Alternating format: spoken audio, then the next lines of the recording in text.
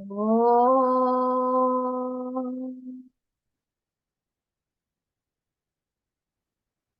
திருமூலரின் திருவடிகளை வணங்கி இந்த வகுப்பை தொடங்குவோம்.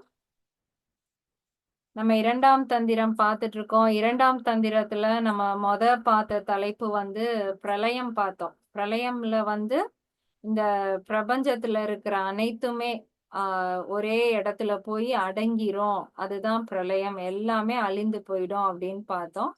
இரண்டாவதா சர்வ சிருஷ்டி, அதுல இருந்து கொஞ்சம் கொஞ்சமா திரும்ப எல்லாமே உருவாகி வரும்.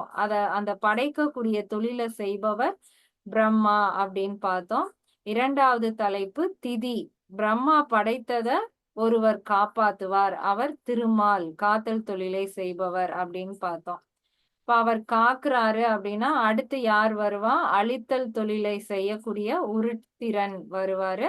இப்ப அதுதான் நாம இன்னைக்கு பார்க்க போறோம். அதற்கான தலைப்பு சங்காரம். சங்காரம்னா அழித்தல் தொழில். இப்போ போன வகுப்புல ஒருத்தர் என்ன டவுட் கேட்டிருந்தாங்கன்னா, சிவன் தான் பிரம்மாவா வர்றாரு, திருமாலா வர்றாரு, உருத்திரன், மகேஸ்வரன் எல்லாருமாவே அவர் தான் வர்றாருன்னா ஏன் எல்லாத்துக்குமே சிவன்னே சொல்லிட வேண்டியதானே? எதுக்கு தனித்தனியா ஒன்னொன்னுக்கும் ஒவ்வொரு பெயர்கள் வைக்கணும்? எல்லாமே அவரோட சக்தி தானா, அப்படியே விட்டுறலாம்ல அப்படின்னு கேட்டாங்க.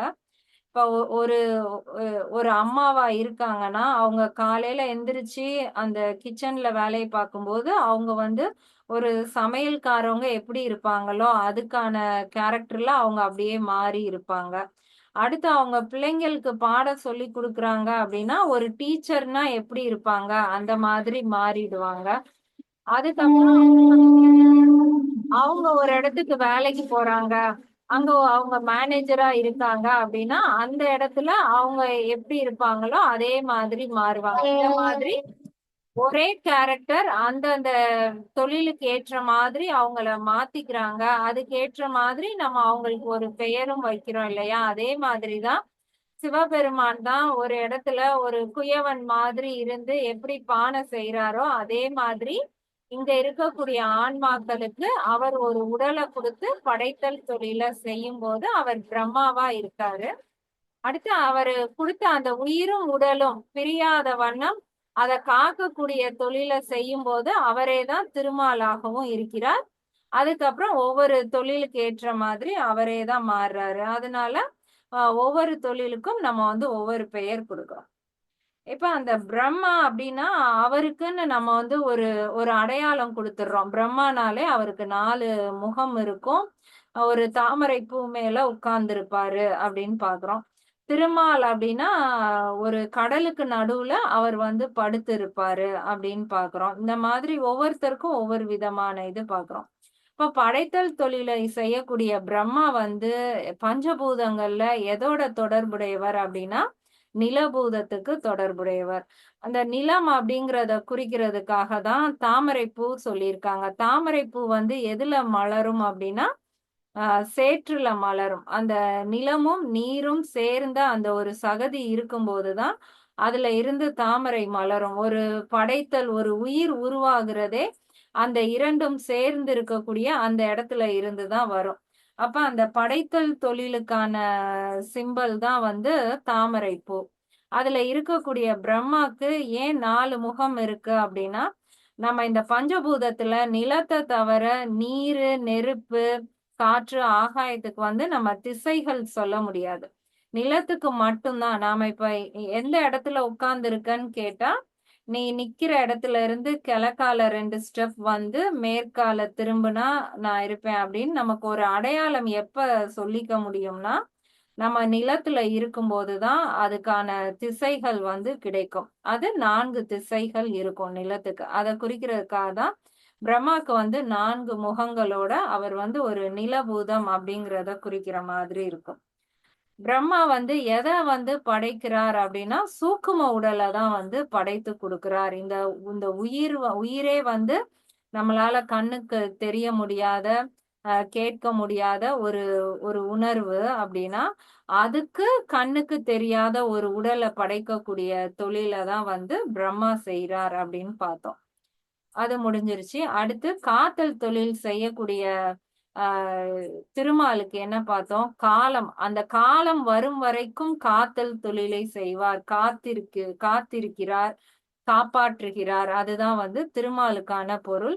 ஆ அதுக்கு வந்து அந்த நீர்பூதத்துக்குரியவர் தான் திருமால் அப்படிங்கிறத காட்டுறதுக்காக தான் அவர் எப்பயுமே அந்த கடல்ல படுத்திருக்கிற மாதிரியே காட்டுவாங்க.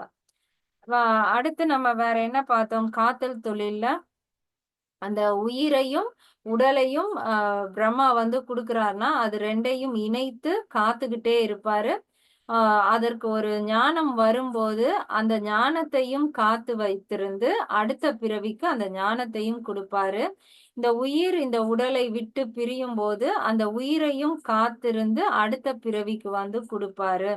அப்புறம் அந்த அடுத்த பிறவிக்கு குடுத்த பிறகு, திரும்ப அத காத்தல் தொழில செய்து, அந்த ஞானத்த குடுத்து, அந்த ஞானத்த காப்பாத்தி, அடுத்த பிறவி குடுத்து, இத அப்படியே அவர் வந்து ஒரு சைக்கிளிக்கா செய்துகிட்டே இருப்பாரு. அப்ப அந்த காத்தல் தொழில் நம்மளுடைய உடலும், உயிரும் இத்தனை காலம் இந்த உடல்ல சேர்ந்தே இருக்கணும் அப்படின்னா, அதுக்கு நமக்கு என்ன தேவைன்னா, நமக்கு வந்து சந்தோஷம் இருந்தா தான் நாம இந்த இந்த உலகத்துல இருக்க விரும்புவோம். இந்த உடலும், உயிரும் சேர்ந்து இருக்கிறதுக்கு விரும்புவோம். அப்ப நமக்குள்ள சந்தோஷம் எப்போ வரும்னா, ஏகப்பட்ட உணர்வுகள் வரும்போது தான், அதுல இருந்து சந்தோஷம், அப்புறம் அழுகை எல்லா எமோஷனும் வந்து வந்து போகும்போது தான், நம்ம ஒரு கட்டத்துல அந்த சந்தோஷத்தையும் உணர்வோம். அப்ப நமக்குள்ள எல்லா உணர்வுகளையும் குடுக்கக்கூடியவர் யாருன்னா, நீர்பூதமான திருமால். அதுக்காக தான் அந்த திருமாலுக்கு வந்து நெறைய கதைகள் சொல்லியிருப்பாங்க. அவர் வந்து குழந்தை பருவத்துல எப்படி இருப்பாருன்னா, கண்ணன் மாதிரி சொல்வாங்க. அவர் நெறைய சேட்டை பண்ணுவாரு. திருடி வெண்ணெய சாப்பிடுவாரு, பானைய உடைப்பாரு. அவர கண்ட்ரோல் பண்ணவே முடியாது. அப்போ ஒரு குழந்தை பருவம்னா, அது அப்படிதான் இருக்கணும். அப்படி இருந்தா தான் அந்த குழந்தை வந்து சந்தோஷமா இருக்கும். அது சந்தோஷமா இருக்கும்போது தான், இந்த உலகத்துக்கு மேல அதுக்கு ஒரு விருப்பம் இருந்து, இந்த உடலும், உயிரும் அந்த இணையக்கூடிய அந்த பற்றோட அந்த உயிர் வந்து இயங்கும். அப்ப அந்த குழந்தை பருவம் அப்படிதான் இருக்கணும். அடுத்து 2வது பருவம் வந்து அந்த கிருஷ்ணருடைய கதைகள் சொல்வாங்க. கிருஷ்ண லீலை அப்டின்னாலே, ஆ நெறைய கோபியர் பெண்களோட அவர் வந்து விளையாடுவாரு. எப்பயுமே பெண்களோட இருக்கிற மாதிரி கதைகள் வரும். அப்புறம் அந்த பெண்கள் குளிக்கும்போது அவங்க ட்ரெஸ் எல்லாம் ஒளிச்சு வச்சுட்டு விளையாடுவாரு.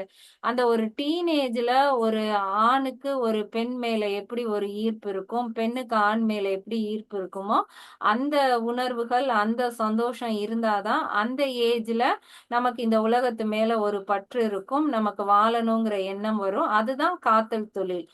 அந்த காக்கக்கூடிய திருமால் வந்து எங்க இருப்பாரு? எப்படி இருப்பாருன்னா, இப்படிதான் நமக்கு உணர்வுகள குடுத்து, குடுத்து, நான் இந்த உயிர காப்பாத்தணும், இந்த உடல வச்சிருக்கணும், இன்னும் இதெல்லாம் அனுபவிக்கணும் அப்படிங்கிற எமோஷன்ஸ குடுக்கிறவர் தான் திருமால்.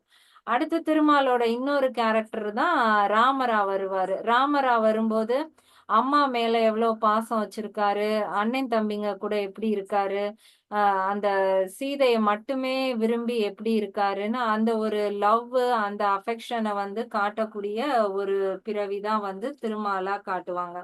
அப்ப இந்த மாதிரி ஒவ்வொரு இடத்துலயும் நமக்குள்ள எல்லா உணர்வுகளையும் குடுத்து, இந்த உலகத்து மேல பற்ற வச்சு, அது மூலமா கொஞ்சம் கொஞ்சமா ஞானம் கிடைத்து, அந்த ஞானம் வரும்போது நம்ம போன பிறவில நம்ம என்ன அனுபவ அறிவோட வந்தோமோ, அந்த அறிவையும் குடுத்து, நம்மள காக்கக்கூடியவர் தான் வந்து திருமால். அப்படி பார்த்தோம்னா, பிரம்மா நிலம் முடிஞ்சு, திருமால் நீர் முடிஞ்சு. ஏன்னா நம்ம உடல்ல வர எல்லா எமோஷன்ஸுமே நீர் பூதமா தான் இருக்கும். அளவுக்கு அதிகமா நம்ம வந்து சந்தோஷப்பட்டாலும், அது கண்ணீரா வெளிப்படும்.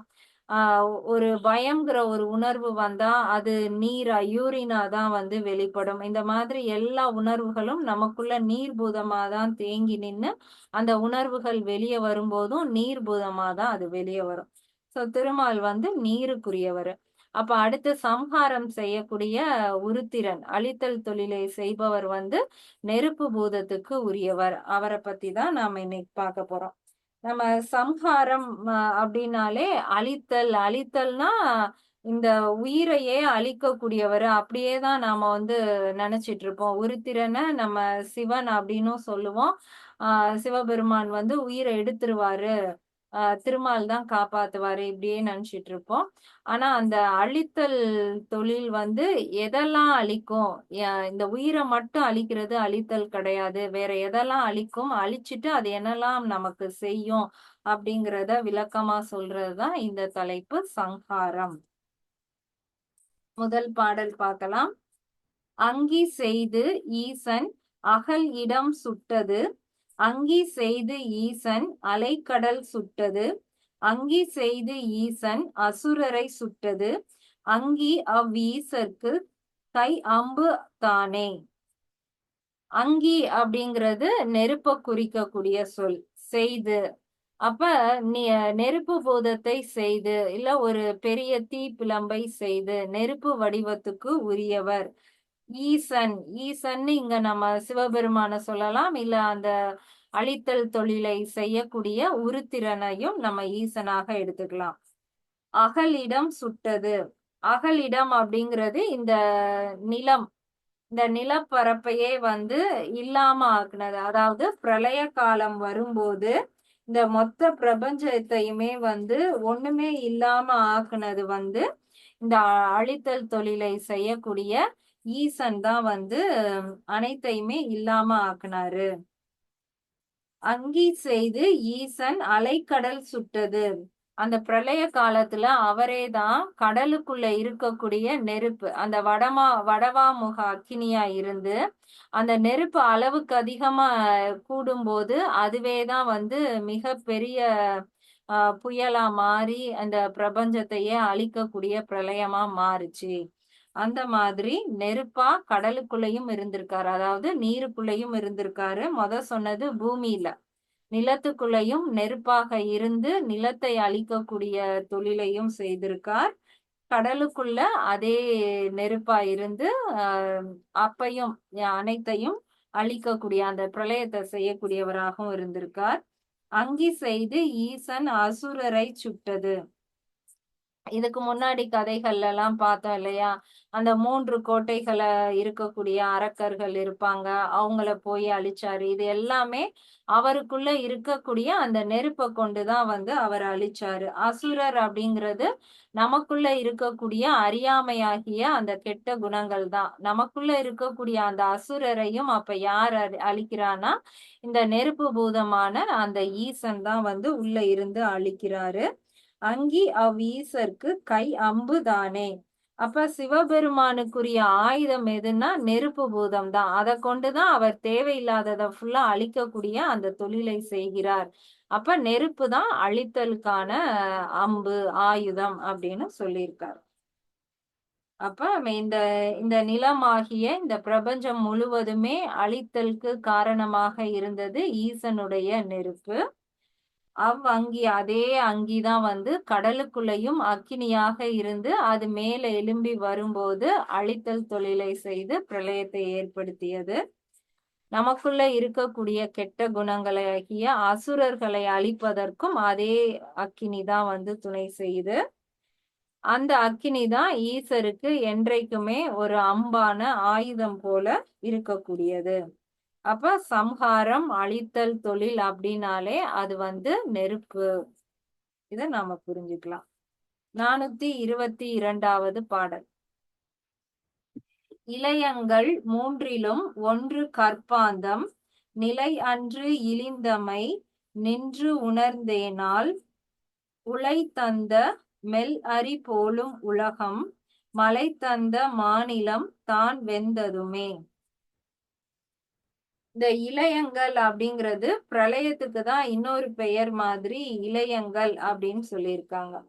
நம்ம இந்த 2ஆம் தந்திரத்துல பார்த்த பிரளயம் அப்படிங்கிறது இந்த மொத்த உலகமுமே எத்தனை குடும்பம், சூரிய குடும்பம் இருக்கோ அத்தனையுமே கூட அழித்து அவர் ஒரு புள்ளியில கொண்டு வந்து ஒடுக்கிடுவாரு.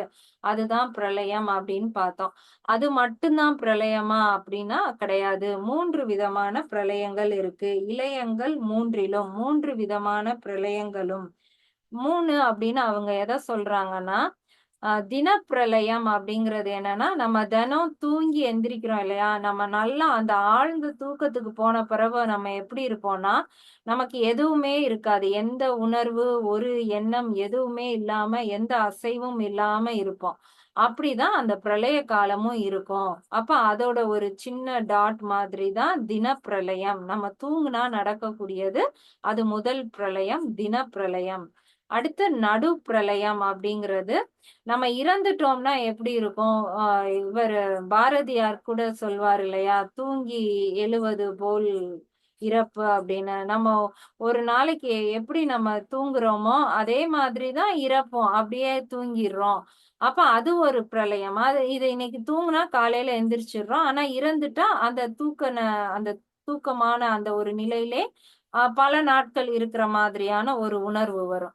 அப்ப அது ஒரு விதமான பிரளயம். நம்ம டெய்லி தூங்குறது தினப்பிரளயம். நம்ம இறந்துட்டோம்னா அது நடுப்பிரளயம்.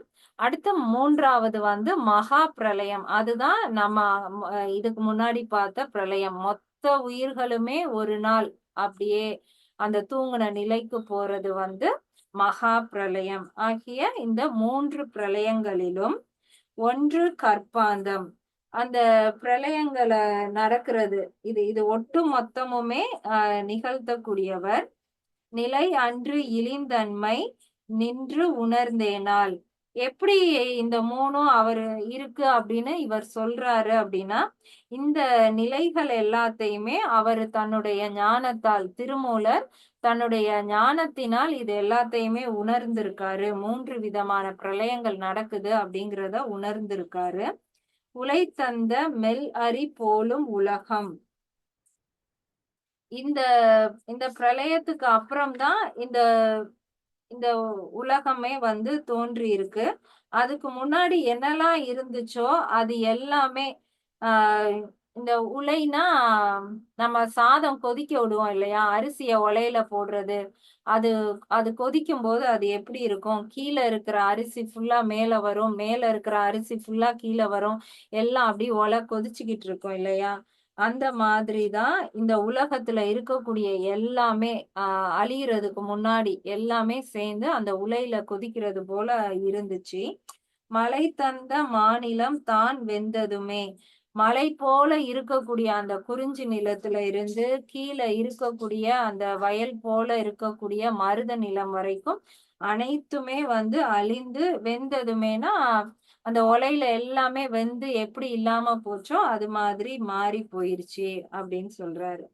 இலயங்கள் 3லும் 3 விதமான பிரளயங்கள். ஒன்று கற்பந்தம். அவை அனைத்தையுமே ஒன்றாக அந்த கற்பந்தம் அப்படிங்கிறது அந்த உருவாகக்கூடியத தான் சொல்றாங்க. அந்த பிரளயம் உருவாகி இது இது எல்லாமே நிகழ்வதை திருமூலர் வந்து தன்னுடைய ஞான அறிவினால் உணர்ந்ததை அவர் எப்படி உணர்ந்திருக்காருன்னா, ஒரு உலையில கொதிக்கும்போது எப்படி இந்த அரிசி வந்து சுழன்று கொதித்து அப்படி மேல வருமோ, அதே மாதிரி இந்த உலகம் வந்து அந்த உலையில கொதிச்சா எப்படி இருக்கும்? அந்த மாதிரி இருந்திருக்கு. மலை முதல் அனைத்து நிலங்களும் அதுல வெந்து ஒன்றும் இல்லாம போனது. இப்படிதான் வந்து அந்த அழித்தல் தொழில் வந்து நடக்குது அப்படிங்கிறத சொல்ல வர்றாரு. 423வது பாடல். பதம் செய்யும் பாரும் பனிவரை எட்டும் உதம் செய்யும் ஏழ்கடல் ஓதம் முதலாம் புதம் செய்யும் அங்கி கொழுவி ஆகாசம் விதம் செய்யும் நெஞ்சில் வியப்பு இல்லைதானே. பதம் செய்யும் பதம் அப்படின்னா சாப்பிடுற பதம் வந்துருச்சு அப்படின்னு சொல்லுவோம் இல்லையா? ஒரு பக்குவம். அப்ப இந்த உயிர்களுக்கு ஒரு பக்குவத்தை செய்யக்கூடிய பதம் செய்யும் அப்படின்னா, இந்த உயிர்களாகிய ஆன்மாக்களுக்கு பக்குவம் செய்யக்கூடிய பார் அப்படின்னா இந்த உலகம். இந்த ஆன்மாக்களுக்கு பக்குவம் ஏற்படுத்துறதுக்காக இந்த உலகமும், பனிவரை எட்டும் அந்த உலகத்த சூழ்ந்து இருக்கக்கூடிய அந்த நிலங்கள பாதுகாக்கிற மாதிரி மலை இந்த மாதிரி 8 திசையிலும் எல்லா திசையிலேயும் அந்த பனி சூழ்ந்த அந்த மலைகள் இது அனைத்தையும் உதம் செய்யும் ஏழ்கடல் ஓதம் முதலாம். இந்த இந்த ஆன்மா அதுக்கு பக்குவம் செய்யறதுக்காகவும் அது வாழ்வதற்காகவும் இந்த உலகம், அந்த உலகத்தை சுத்தி பனிமலைகள், உதயம் செய் அப்படிங்கிறது நமக்குள்ள ஏற்படக்கூடிய உணர்வுகளை தரக்கூடிய ஏழ்கடல் ஓதம் முதலாம். ஏழ்கடல் அப்படின்னா 7 சக்கரங்கள் நம்ம உடல்ல இருக்கக்கூடிய அந்த ஒவ்வொரு சக்கரங்கள்ல இருந்தும் நீர் ரூபத்துல ஒவ்வொரு விதமான உணர்வுகளா நமக்குள்ள வருது. அது எப்படி வருதா? ஓதம் ஒரு பிரணவ மந்திரம் போல உடல் முழுவதும் நமக்குள்ள வருகிறது. குதம் செய்யும் அங்கி. குதம் அப்படிங்கிறது இது அனைத்தையுமே வந்து அழிக்கக்கூடியது. இந்த ஆன்மா, அது வாழ்ற உலகம், அதை சூழ்ந்த பனி, அதுல இருக்கக்கூடிய உணர்வுகள், கடல், இது எல்லாத்தையுமே குதம் செய்யும்னா அழிக்கக்கூடியது. அது எதுனா அங்கி. ஒரு சின்ன தீ தான் வந்து இது எல்லாத்தையுமே அழிக்கக்கூடியது. கொலு ஆவி ஆகாசம். இது எல்லாமே யார்கிட்ட இருந்துன்னா அந்த வான்வெளியில இருக்கக்கூடிய இறைவன்கிட்ட இருந்து வரக்கூடிய அந்த ஒரு சின்ன அங்கிதான் இது அனைத்தையுமே வந்து அழித்து விடக்கூடியது. விதம் செய்யும் நெஞ்சில் வியப்பு இல்லைதானே. இந்த இந்த மாதிரி ஒரு சின்ன அவருடைய சக்தியில இருந்து வரக்கூடிய ஒரு சின்ன தீ இது எல்லாத்தையும் அழிச்சிடும் அப்படின்னு சொல்றதுல ஒன்னும் வியப்பு இல்லை. ஏன்னா அவர் அவ்வளவு பெரிய ஆற்றல் படைத்தவரு. அவர் ஒரு சின்ன நெருப்ப கொடுத்தாருன்னா இதெல்லாம் அழிஞ்சு போயிடும் தானே, இதுல என்ன வியப்பு இருக்கு அப்படிங்கிற மாதிரி கேக்குறார். இன்னொரு தடவை பார்க்கலாம். இந்த ஆன்மாக்களுக்கு பக்குவ அறிவை தரக்கூடிய இந்த உலகம், அதை சூழ்ந்திருக்கக்கூடிய பனிமலைகள், அதுல இருக்கக்கூடிய 7 கடல்கள், இவை அனைத்தையும் அழிக்கக்கூடிய ஒரு சிறு அங்கி, சிவபெருமானிடம் இருந்து வரக்கூடிய ஒரு சிறு நெருப்பு துளியானது இவை அனைத்தையும் அழித்து ஒன்று விடாமல் செய்துவிடும் என்பதில் என்ன வியப்பு இருக்கிறது அப்படின்னு சொல்றாரு. 424வது பாடல். கொண்டல் வரை நின்று இழந்த குலக்கொடி அண்டத்துள் ஊற்றி இருந்து என் திசை ஆதி ஒன்றின் பதம் செய்த ஓம் என்ற அப்புறக் குண்டத்தின் மேல் அங்கி கோலிக் கொண்டானே. கொண்டல் அப்படிங்கிறது மேகம், கருமையான மேகம்.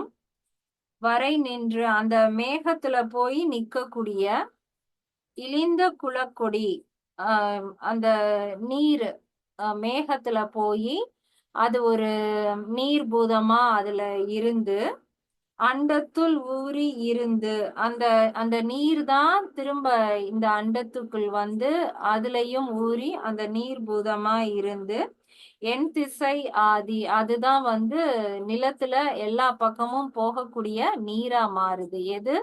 மேகத்துல இருக்கக்கூடிய அந்த சிறு நீர் பசையானது அது அப்படியே ஒரு நீர் துளியா மாறி மழையா பெய்து அது இந்த அண்டத்துல வந்து அது ஊறி அது நீர் பூதமா இருந்து எல்லா திசைக்கும் போய் அதுதான் ஒரு ஆதி பொருளா எல்லாத்துக்கும் முதற் காரணமாகவும் அதுதான் இருக்கு.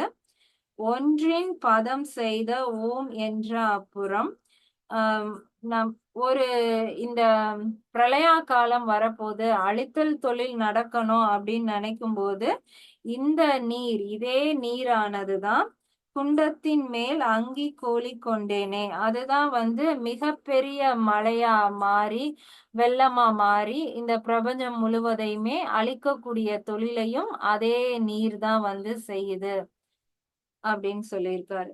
அப்போ சிவபெருமான் மனசு வச்சா அந்த நீர் வந்து நம்ம இத வாழ வைக்கக்கூடிய அந்த நீராகவும் இருக்கும்.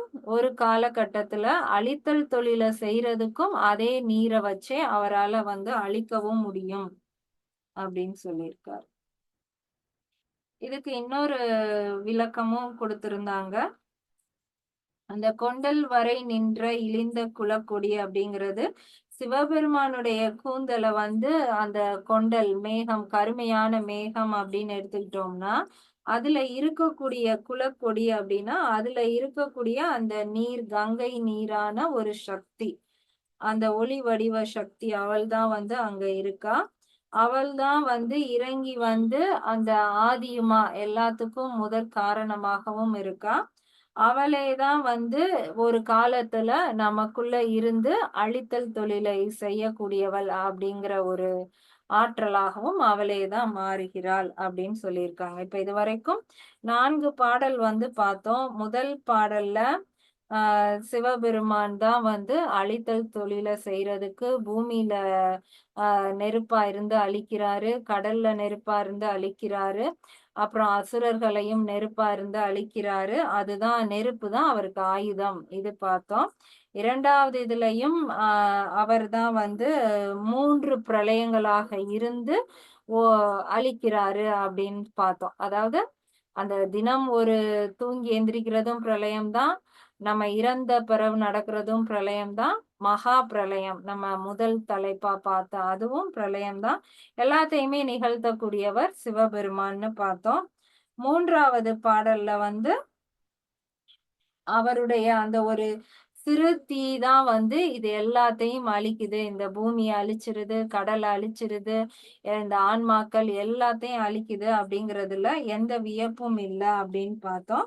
இப்ப 4வது பாடல்ல அவர் நினைச்சா நீரா மாறி எப்படி இந்த உலகத்தையே இயக்குறாரோ அதே மாதிரி அவர் நினைச்சா நீராவே இந்த உலகத்தையும் அழிக்க முடியும் அப்படின்னு பார்த்தாங்க. அப்ப இது வரைக்கும் பார்த்த எல்லாமே அழித்தல் அழித்தல்னு பார்க்கும்போது நமக்கு அது ஒரு நெகட்டிவான விஷயமா அப்ப எல்லாத்தையும் அழிச்சுக்கிட்டே இருக்காரோ அப்படின்னு தோணுது. இப்ப 425வது பாடல்ல அப்ப அவர் அழிக்கிறதுனா என்ன அப்படிங்கிறத சொல்லியிருக்காரு. நித்த சங்காரம் 425வது பாடல். நித்த சங்காரம் உறக்கத்து நீள்மூடம் வைத்த சங்காரமும் சாக்கிராதீதம் ஆம் சுத்த சம்ஹாரம் தொழில் அற்ற கேவலம் உய்த்த சங்ஹாரம் பரன் அருள் உண்மையே. இதுல சங்ஹாரத்தை 4 வித சங்ஹாரமா சொல்லியிருக்காரு. நித்திய சங்காரம், துவைத்த சங்காரம், சுத்த சங்காரம், உய்த்த சங்காரம் அப்படின்னு சொல்லி 4 வித சங்காரங்களா சொல்லியிருக்காரு. நித்திய சம்ஹாரம். அப்ப அந்த சம்ஹாரம்னா அழித்தல் தொழில். நித்திய சம்ஹாரம்னா நித்தியம்னா டெய்லி, தினம் தினம், நித்தம் நித்தம் அப்படின்னு சொல்றோம் இல்லையா, அந்த நித்திய சம்ஹாரம்னா டெய்லி நடக்கக்கூடிய சம்ஹாரம். அப்ப தினமும் நம்ம உடல்ல சம்ஹாரம் செய்துட்டு இருக்காரு. தினமும் என்ன செய்யறாரு அப்படின்னா, இப்ப இந்த உடல்னு எடுத்துக்கிட்டோம்னா நான் காலையில சாப்பிட்ட சாப்பாட அவரை அழிச்சிடுறாரு. அழிச்சாதான் எனக்கு மத்தியானத்துக்கு பசிக்குது, நான் அதனாலதான் திரும்ப சாப்பிடுறேன். சாப்பிட்ட உடனே திரும்பியும் அந்த சாப்பாடை அழிச்சு அதை எனர்ஜியா மாத்தி கழிவா வெளியே அனுப்பி கொடுக்குறாரு. அப்ப தினம் தினம் நமக்குள்ள ஒரு அழித்தல் தொழில் நடந்துகிட்டே இருக்கு. இது உடல் அளவுல, இந்த ஸ்தூல உடல்ல அப்படின்னு எடுத்துக்கிட்டோம்னா, சூக்கும உடல் மனதளவுலையும் என்ன எடுக்கிறாங்க, என்ன அழித்தல் தொழில் செய்கிறார் அப்படின்னா, இப்ப இன்னைக்கு காலையில இருந்து ஒரு ஹஸ்பண்ட் அண்ட் ஒய்ஃபுக்குள்ள சண்டை நடந்துகிட்டே இருக்கு அப்படின்னா அவங்களுக்குள்ள பலவிதமான எமோஷன் இருக்கும். அப்புறம் டயர்ட் ஆகி நம்ம ஒரு கட்டத்துல தூங்கிடுறோம். நைட் எல்லாம் நல்லா தூங்கிடுறோம். காலையில எந்திரிக்கும் போது அந்த நாள் இருந்த சண்டேல இருந்த அந்த எமோஷன் ஓரளவு நல்லா குறைஞ்சிருக்கும். காரணம் என்னன்னா, அந்த சிவபெருமான் நமக்குள்ள இருந்து அந்த அழித்தல் தொழில செய்யறாரு. அந்த மனசுல இருந்த அந்த பல எமோஷன்ஸ குறைத்திருக்காரு. அப்ப இதெல்லாமே நித்திய சம்ஹாரம். டெய்லி நமக்குள்ள இந்த அழித்தல் தொழில அவர் செய்யறனாலதான் நம்ம இந்த அளவுக்காவது நிம்மதியா இருக்கோம். அவர் அழித்தல் தொழிலையே செய்யலைன்னா நாள் நமக்கு என்ன எமோஷன் இருந்துச்சோ அதே எமோஷன் மறுநாள் வரும். இன்னும் ஏகப்பட்ட எமோஷன் சேரும்போது எல்லாருமே ஒரு ஒரு பெரிய மனநோயாளி மாதிரி தான் மாறி இருப்போம். அப்படி நம்மள மாற விடாம அவர் எப்படி இந்த அழித்தல் தொழில செய்து நம்ம மனதை பக்குவப்படுத்தி இருக்காரு அப்படிங்கிறது தான் அந்த நித்திய சம்ஹாரம். அப்ப இந்த சம்ஹாரம் இல்லைன்னா நம்மளோட லைஃப நம்ம நினைச்சே பார்க்க முடியாது. அப்ப அவர் டெய்லி அந்த நித்திய சம்ஹாரம் செய்கிறார். அடுத்த 2வது சம்ஹாரம் துவைத்த சம்ஹாரம். துவைத்த சம்ஹாரம் அப்படிங்கிறது நம்ம ஒரு ஒரு சில விஷயங்கள் நம்ம பிறக்கும்போது நமக்கு என்ன தெரியும்னா, ஒரு குழந்தைய அம்மா தூக்குன உடனே அதுக்கு வந்து எப்படி வந்து அந்த அம்மா கிட்ட இருந்து பால் குடிக்கணும், அதெல்லாம் தெரிஞ்சிருக்கும். ஆ ஆனா மற்ற விஷயங்கள்லாம் அதுக்கு தெரியாது. இதுக்கு முந்தின பிறவில ஒரு ஒரு சில விஷயங்கள் மட்டும் அந்த எப்படி பால் குடிக்கணும், அந்த மாதிரி சில விஷயங்கள் மட்டும் அந்த குழந்தைக்கு வந்து குடுக்கப்படுது. மற்ற விஷயங்கள் போன பிறவில அந்த குழந்தை அந்த ஆன்மா என்ன செஞ்சுச்சு? அவங்க அம்மா, அப்பா கிட்ட அது எப்படி நடந்துச்சு? அது எல்லாமே அந்த குழந்தைக்கு வந்து மறக்கப்பட்டிருக்கு, அளிக்கப்பட்டிருக்கு. எது தேவையோ அது மட்டும் குடுக்கப்பட்டிருக்கு. அப்ப இந்த இடத்துலயும் ஒரு சம்ஹாரம் வந்து நடந்திருக்கு. சில விஷயங்கள் முற்றிலுமா அழிக்கப்பட்டு, போன பிறவி ஞாபகமே இல்லாத மாதிரி. ஆனா, நம்ம ஒரு நாய்க்குட்டி கூட அது பிறந்த உடனே அது அம்மா கிட்ட போய் அது எப்படி பால் குடிக்கணும்னு அதுக்கு தெரியும். அப்ப பிறக்கும்போதே சில விஷயங்கள் குடுக்கப்பட்டிருக்கு. ஆனா, போன பிறவில அந்த நாய்க்குட்டி யானையா இருந்துச்சா, பூனையா இருந்துச்சா, ஒண்ணுமே அதுக்கு தெரியாது. அப்ப அது எல்லாமே அழிக்கப்பட்டிருக்கு. அப்ப நமக்கும் வந்து ஒவ்வொரு பிறவிலயும் நம்ம செய்த வினைகள் எல்லாம் அழிக்கப்பட்டுரும். ஆனா, அடுத்த பிறவில அது கொஞ்சம் கொஞ்சமா குடுக்கப்படும். என்னென்ன செஞ்சோமோ அதுக்கு ஏற்ற மாதிரி வினைகள் எல்லாமே வந்து திரும்ப நமக்கு குடுக்கப்படும். அப்ப இந்த இடத்துலயும் அழித்தல் தொழில் வந்து நடக்குது. அது வந்து துவைத்த சம்ஹாரம். அடுத்து 3வது வந்து சுத்த சம்ஹாரம். இது என்னன்னா, நம்ம அ ஒரு ஆன்மா இறந்த பிறவு, அடுத்து மீண்டும் உடல் எடுக்கிறதுக்கு முன்னாடி ஒரு ஒரு குறிப்பிட்ட காலம் அந்த ஆன்மா எப்படி இருக்கும்? அதுக்கு பெயர் வந்து கேவல நிலை அப்படின்னு சொல்லுவாங்க. அந்த ஆன்மா வந்து செய்த தப்பு, போன பிறவில செஞ்சதுக்கெல்லாம் வருத்தப்பட்டுகிட்டு இருக்கும். இன்னொரு உடல எடுத்து அந்த வினைய கழிச்சிற முடியாதான்னு ஏங்கிக்கிட்டு இருக்கும். ஆனா, அந்த உடல எடுக்கக்கூடிய அந்த பக்குவம் இல்லாம, அதுக்கு உடல் தரப்படாம, அது ஒரு ஒரு கேவலமான நிலை, ஒரு அவத்த நிலை. அந்த அவத்தையில அந்த ஆன்மா வந்து இருக்கும். அப்ப எந்த அசைவுமே இல்லாம, எதுவுமே செய்ய முடியாத ஒரு நிலை. ஆனா, அதுக்கு வந்து சுத்த சம்ஹாரம்னு ஏன் சொல்லியிருக்காங்கன்னா, நம்ம இப்பவே நம்மளுடைய தியானம் மூலமா, சில யோகங்கள் மூலமா நம்ம அந்த நிலைக்கு போக முடியும். அந்த நிலைக்கு போயி எந்த அசைவும் இல்லாம, எந்த தொழிலும் இல்லாம, அந்த ஜடம் மாதிரி நம்மள நாமே மாத்திக்க முடியும். அப்படி மாறும்போது, நம்ம இவ்வளவு நாள் செய்த வினைகள் எல்லாமே வந்து அப்படியே மறக்கடிக்கப்படும். நம்மகிட்ட இருந்து அழிக்கப்படும். அது ஒரு விதமான சம்ஹாரம். ஒவ்வொரு தியான நிலைக்கும் நம்ம அந்த சரியான முறையில செய்து, அந்த தியான நிலைக்கு போகும்போது, ஒரு அழித்தல் தொழில் நமக்குள்ள இருந்து சிவபெருமான் நிகழ்த்துறாரு. அதுக்கு பெயர் சுத்த சம்ஹாரம். அடுத்து 4வது சம்ஹாரம் வந்து உயித்த சம்ஹாரம். உயித்த அப்படின்னா ரொம்ப உயர்வான ஒரு அழித்தல் தொழில். அது எப்ப நடக்கும்னா, நம்ம பல பிறவிகள் எடுத்து, நம்ம வினைகள் எல்லாம் தீர்க்கப்பட்டு, கடைசியா இறைவன் கிட்ட போய் அடைய போறோம் அப்படின்னா, இதுவரைக்கும் நம்ம என்னெல்லாம் வினைகள் செய்தோமோ, அது அப்படியே முழுவதுமா அழிக்கப்பட்டு, அப்படியே எம்ப்டி ஆக்கி, நம்மள ஒரு தூய்மையான ஆன்மாவா கொண்டு போயி இறைவன் கிட்ட சேர்க்கும். அப்ப அந்த இடத்துல நிகழ்த்தக்கூடிய அந்த அழித்தல் தொழிலுக்கு பெயர் தான் வந்து உயிர்த்த சம்ஹாரம். அப்ப சம்ஹாரம் அப்படிங்கிறது வெறும் இறப்பு மட்டும் கிடையாது. இறைவன் நம்ம உயிரை எடுக்கிறது தான் சம்ஹாரம்னு கிடையாது. 4 விதமான சம்ஹாரம் இருக்கு. இது நடக்கிறனால தான் நம்ம கடைசி நிலை, அந்த இறைவன் அடையக்கூடிய நிலையவே போய் அடைய போறோம். அதனால சம்ஹாரம் அப்படிங்கிறது நமக்கு அவசியமான ஒண்ணு. எப்படி வந்து பிரம்மா ரொம்ப முக்கியமோ, அந்த உயிரையும், உடலையும் படைக்கக்கூடியது முக்கியமோ, திருமால் எவ்வளோ முக்கியமோ, அத காக்குறாரோ, அதே மாதிரி உருத்திரன் வந்து அழித்தல் தொழிலை செய்தா மட்டும் தான் நம்ம வந்து அடுத்த நிலைக்கு போக முடியும். அத புரிய வைக்கிறது தான் இந்த 425வது பாடல். நித்த சங்ஹாரம் உறக்கத்து நீள்மூடம். நித்த சம்ஹாரம் அப்படிங்கும்போது, ஒரு உறக்க நிலையில நாம இருக்கும்போது, நாம எப்படி இருப்போம்? எல்லாமே கொஞ்சம் கொஞ்சமா நம்மள விட்டு அப்படியே எரேஸ் ஆயி போறத உணர்றோம் இல்லையா? அந்த அழித்தல் தொழிலை செய்பவர் நித்த சம்ஹாரம். உறக்கத்தின் போல் அது வந்து நிகழக்கூடியது. வைத்த சம்ஹாரமும் சாக்கிராதீதம் ஆம். துவைத்த சம்ஹாரம் அப்படின்னு சில இதுல குடுத்திருப்பாங்க. இங்க வந்து வைத்த சம்ஹாரம் அப்படின்னு குடுத்திருக்காங்க. அது என்னன்னா, அந்த அ சா சாக்கிராதீதம் அப்படிங்கிறது நம்மளுடைய உயிர் போய் ஒரு இடத்துல அடங்கி நிற்கக்கூடியது. அந்த இடத்துல நம்ம உடல்ல நிகழ்த்தக்கூடிய அந்த அழித்தல் தொழில், எது எல்லாம் அழிக்கப்பட வேணுமோ அது எல்லாத்தையும் அழிக்கக்கூடிய அந்த சம்ஹாரம் வந்து நிகழப்படும். சுத்த சம்ஹாரம் தொழிலற்ற கேவலம். சுத்த சம்ஹாரம் அப்படிங்கிறது நமக்கு ஒரு தியான நிலையில ஏற்படக்கூடிய ஒரு கேவல நிலை. நம்மளால எந்த வினையும் அதுக்கப்புறம் செய்ய முடியாத மாதிரியான ஒரு நிலைக்கு வந்து நம்ம கொண்டு போவோம். அப்பதான் நல்வினையும் கிடையாது, தீவினையும் இல்லாத ஒரு நிலை வந்து நமக்கு கிடைக்கும். இதத்தான் வந்து தூங்காமல் தூங்கி அப்படின்லாம் சொல்லுவாங்க. அந்த மாதிரியான ஒரு நிலை கிடைக்கும். உய்த்த சம்ஹாரம் பரன் அருள் உண்மையே. இந்த உய்த்த சம்ஹாரம் அப்படிங்கிறது தான் பரனாகிய அந்த பரம்பொருள் இறைவன் கிட்ட போய் அவருடைய அருளை கிடைத்து அந்த அந்த உண்மையான ஒரு உயர்ந்த நிலை வந்து அந்த உய்த்த சம்ஹாரம் நடக்கும்போதுதான் வந்து கிடைக்கும். இப்ப நித்திய சம்ஹாரம் உறக்கத்தில் நமக்கு நிகழ்த்தக்கூடிய அந்த அழித்தல் தொழில். துவைத்த சம்ஹாரம் அந்த இறப்பின் போது எப்படி பல விஷயங்கள் நமக்கு வந்து மறக்கப்படுதோ அதுவும் ஒரு அழித்தல் தொழில். சுத்த சம்ஹாரம் நம்ம உடல்ல எந்த தொழிலும் செய்யாத வண்ணம் நம்மளுடைய உடலையும் மனதையும் ஒரு கேவல நிலைக்கு கொண்டு போறது ஒரு சம்ஹாரம்.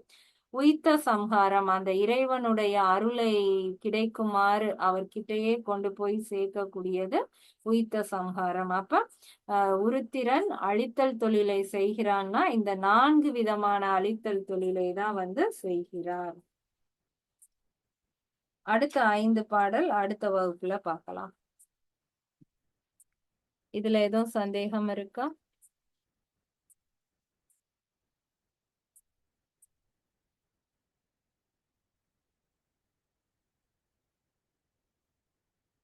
ராஜி மியூட்ல கிளியரா இருந்துச்சு மேடம். எல்லா பாயிண்ட்டுமே நல்லா கிளியரா இருக்கு. Okay sir. Very good. Thank you. Thank you sir. என்ன ராஜி? இல்ல சங்காரம் பார்த்தோம் இல்லையா? சங்காரம் அப்ப பிரளயம் ரெண்டுமே வந்து அழிவு நிலையில ஒவ்வொரு இதா வேறு வேற இதா? பிரளயம் வந்து முற்றிலுமா அழியக்கூடியது. அதுல 3 பிரளயம் பார்த்தோம். தின பிரளயம், நடு பிரளயம், மகா பிரளயம். சம்ஹாரம் அப்படிங்கிறது நமக்குள்ள ஏற்படக்கூடிய சின்ன சின்ன அழித்தல் தொழில். அதுல 4 விதமான அழித்தல் தொழில். பிரளயத்துல இருந்துதான் அடுத்து சர்வ சிருஷ்டி, திதி, சம்ஹாரம் வருது. இந்த சம்ஹாரமே மாறி மாறி வருமா? இந்த 3 நிலையும் அப்ப மாறி மாறி வரும்.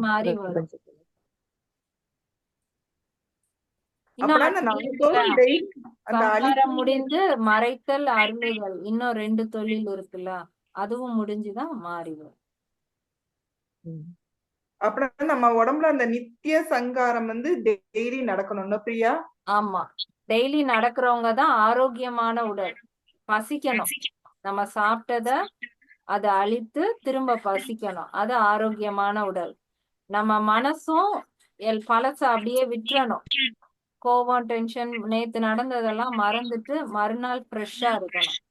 யாரெல்லாம் இப்படி இருக்காங்களோ அவங்க ஆரோக்கியமான உடல், அவங்களுக்குள்ள உருத்திரன் வந்து நல்லா இருக்கான். யாருக்கெல்லாம் பாசிட்டிவ் எமோஷன் வந்து சந்தோஷமா இருக்காங்களோ அவங்களுக்குள்ள திருமண் நல்லா இருக்காரு. யாருக்கெல்லாம் புது புது சிந்தனைகள் வந்து இத கத்துக்கலாம், இத படிக்கலாம் அப்படின்னு எண்ணங்கள் வருதோ அவங்களுக்குள்ள படைத்தல் தொழிலை செய்யக்கூடிய பிரம்மா வந்து நல்லா இருக்காரு.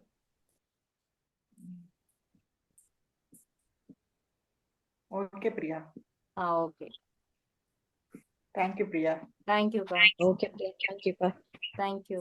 Thank you madam. Thank you sir.